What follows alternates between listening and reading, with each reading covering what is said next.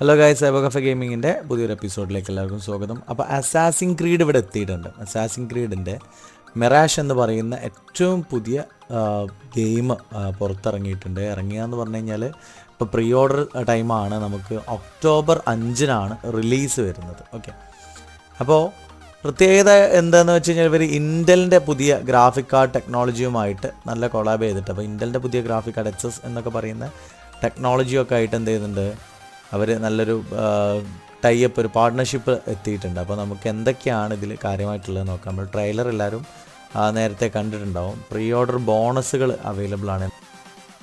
ഇപ്പോൾ നമുക്ക് അറിയേണ്ട കാര്യം ഏതൊക്കെ കമ്പ്യൂട്ടേഴ്സിൽ ഇത് വർക്ക് ചെയ്യുക, അല്ലെങ്കിൽ എന്താണ് ഇവരുടെ PC സ്പെസിഫിക്കേഷൻസ് എന്നുള്ളതാണ്. അപ്പോൾ അതിലേക്ക് കിടക്കുകയാണെങ്കിൽ നമുക്ക് നോക്കിയാൽ കാണാൻ കഴിയും. അപ്പോൾ മിനിമം സിസ്റ്റം റിക്വയർമെൻ്റ് ആയിട്ട് അവർ പറയുന്നത് 1080p റെസൊല്യൂഷനിൽ നമുക്ക് കളിക്കാം.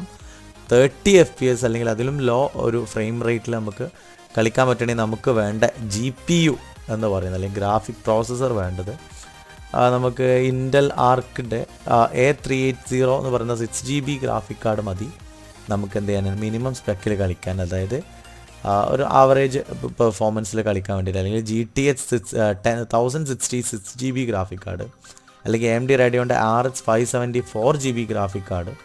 ഈ ഒരു സെഗ്മെൻറ്റിലുള്ള അല്ലെങ്കിൽ ഇതിൻ്റെ മുകളിലോട്ടുള്ള, അല്ലെങ്കിൽ ഇതോ അല്ലെങ്കിൽ അതിൻ്റെ മുകളിലോട്ടുള്ള ഗ്രാഫിക് കാർഡിൽ നമുക്ക് ഒരു 1080p 30 FPS നമുക്ക് കളിക്കാം. അപ്പോൾ നമ്മൾ നോർമൽ വരുന്ന ഒരു ഗെയിമിംഗ് ലാപ്ടോപ്പിൽ നിന്ന് 1650 ഒക്കെ നമ്മുടെ ഏകദേശം ഈ ഒരു കാറ്റഗറിയിൽ താഴെ വരുന്ന ഒരു പ്രോസസ്സറാണ്. അപ്പോൾ നമുക്ക് ഏകദേശം 720pയിലൊക്കെയാണ് 1650 ഗ്രാഫിക് കാർഡ് ഉള്ള ഒരു ലാപ്ടോപ്പിൽ നമുക്ക് കളിക്കാൻ കഴിയുക എന്നുള്ളതാണ് നമ്മളിതിൽ നിന്ന് മനസ്സിലാക്കേണ്ടത്. CPU റിക്വയർമെൻറ്റ് പറയുന്നത് ഇൻ്റൽ കോർ i7-ൻ്റെ 4th ജനറേഷൻ അല്ലെങ്കിൽ i5-ൻ്റെ 8th ജനറേഷൻ മുതലുള്ള ഒക്കെ, അല്ലെങ്കിൽ AMD Ryzen 5 1600 ഒക്കെയുള്ള CPU ഉപയോഗിച്ചിട്ട് നമുക്ക് എന്ത് ചെയ്യാൻ പറ്റും, കളിക്കാൻ പറ്റും. മിനിമം റിക്വയർമെൻറ്റിൽ കളിക്കാൻ നമുക്ക് 8GB റാം വേണം. വിൻഡോസ് 10 or 11 + 40GB SSD സ്റ്റോറേജാണ് അവർ എന്ത് ചെയ്യുന്നത്, റെക്കമെൻഡ് ചെയ്യുന്നത്.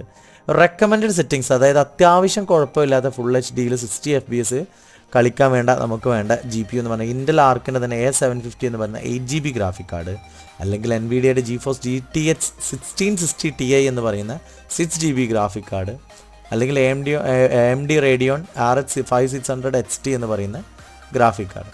ഇപ്പോൾ HP വിക്ടർ സീരീസിലൊക്കെ നമുക്ക് ഈ ഒരു RX 5600 XT ഗ്രാഫിക് കാർഡ് വരുന്നുണ്ട്. വലിയൊരു പ്രൈസിങ് ഇല്ലാതെ നമുക്ക് വാങ്ങാൻ പറ്റുന്നൊരു ഗെയിമിംഗ് ലാപ്ടോപ്പാണ്. പിന്നെ പറയാനുള്ളത്, CPU-ലേക്ക് വരികയാണെങ്കിൽ വരേണ്ടത് Intel core i7 8th generation. അപ്പോൾ Intel core i7 8th generation എന്ന് പറയുമ്പോൾ ഒരു i5 10th ജനറേഷൻ ഉള്ള ആളുകൾക്കൊക്കെ സുഖമായിട്ട് കളിക്കാൻ പറ്റും. ഏകദേശം ഒരു പെർഫോമൻസ് വരും. AMD Ryzen 5 3600 ഗ്രാഫിക് കാർഡാണ് പറയുന്നത്. അപ്പോൾ ലേറ്റസ്റ്റ് ആയിട്ടുള്ള AMD Ryzen 500 10th ജെൻ ഒക്കെ ഉണ്ടെങ്കിൽ അടിപൊളിയായിട്ട് കളിക്കാൻ പറ്റും. 16GB റാം റിക്വയർമെൻ്റ് ആയിട്ട് പറയുന്നുണ്ട്.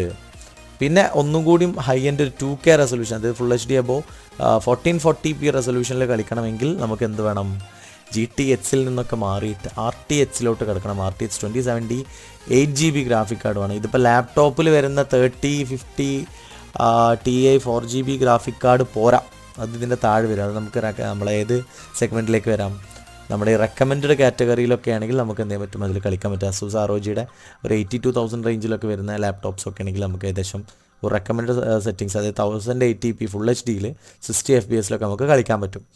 ഇവിടെ പറയുന്ന processor Intel i7 9th gen processor വേണം. ഓക്കെ, അല്ലെങ്കിൽ അതിന് തത്തുല്യമായിട്ടുള്ള AMD Ryzen 7 വേണം. i7 9th ജനറേഷൻ അല്ലെങ്കിൽ AMD Ryzen 7th ജെൻ ഉണ്ടെങ്കിൽ നമുക്ക് 2K ഗെയിമിങ് പോസിബിൾ ആവുള്ളൂ.